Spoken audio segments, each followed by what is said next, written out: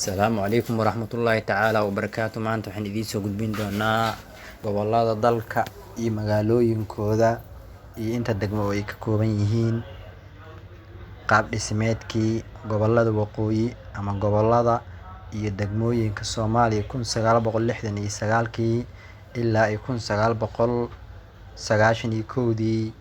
waa waagii dowladdii Mohamed Siyaad Barre uu hogaaminayay dalka horumarka weyna gaarsiisay. Haddaba aynu ku bilaawno gobolka Awdal oo 4 degmo ka kooban. 4 degmo ayaa waxay kala yihiin Baki, Booramo, Lughaye iyo Saylac. Waxa hadda la sameeyay waa waxyaabo aynu xisaabinin, maxaa yeelay waa kuwa inta badan lagu magacaabay qaab qabaa'il ayagoo loo kala xulay lana tixgeliyay hadba markaas xukunka qofkii hayayna laga dhaadhiciyay. Gobolka labaad waa gobolka Waqooyi Galbeed oo 4 degmo ka kooban: Hargeysa, Berbera, Gabiley. Gobolka Togdheer waa 3 degmo. Gobolka Togdheer oo 4 degmo ka kooban: Burco, Buuhoodle, Oodweyne iyo Sheekh. Gobolka Sool oo 4 degmo ka kooban: Laascaanood, Taleex, Caynabo iyo Xudun. Gobolka Sanaag oo 4 degmo ka kooban: Ceerigaabo, Laasqoray, Ceel Afweyn iyo Baran.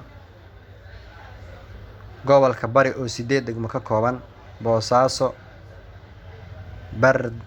Bandarbayla, Qardho, Isku Shuban, Qandala, Caluula, Baargaal iyo Xaafuun.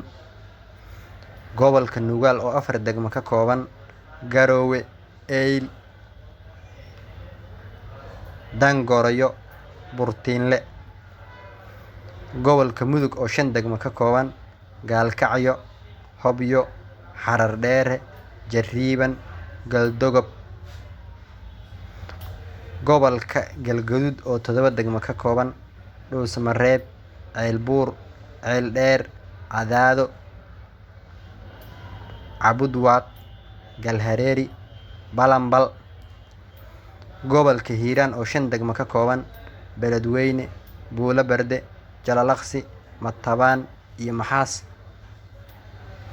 Gobolka Shabeellada Dhexe oo 7 degmo ka kooban: Jowhar, Balcad, Cadalle, Aadan Yabaal, Mahadaay, Ruunirgood iyo Warsheeq. Gobolka Shabeellada Hoose oo 9 degmo ka kooban: Marka, Afgooye, Wallaweyn, Qoryooley, Baraawe, Sablaale, Kuntuwaarey, Dajuuma, Owdheegle. Gobolka Jubbada Dhexe oo 3 degmo ka kooban: Bu'aale, Jilib, Saakow. Gobolka Jubbada Hoose oo 5 degmo ka kooban: Kismaayo, Jamaame, Afmadow, Badhaadhe iyo Xagar. Gobolka Bay oo 5 degmo ka kooban: Baydhabo, Buur-Hakabo, Diinsoor, Qansax Dheere, Bardaale. Gobolka Bakool oo 6 degmo ka kooban: Xudur, Tiyoglow, Waajid, Ceel Barde, Yeed, Rabdhuure. Gobolka Gedo oo 6 degmo ka kooban: Garbaharey, Luuq, Baardheere, Beled Xaawo, Doolow iyo Ceelwaaq. Gobolka Banaadir oo 17 degmo ka kooban: Xamarweyne, Xamar Jajab, Boondheere, Waaberi, Wadajir, Dharkiinley, Hodan, Howlwadaag, Wadajir, Wardhiigley waan soo sheegay, Shibis, Cabdicasiis, Kaaraan, Huriwaa, Dayniile, Yaaqshiid, Shangaani. Isku dar waa 87 degmo.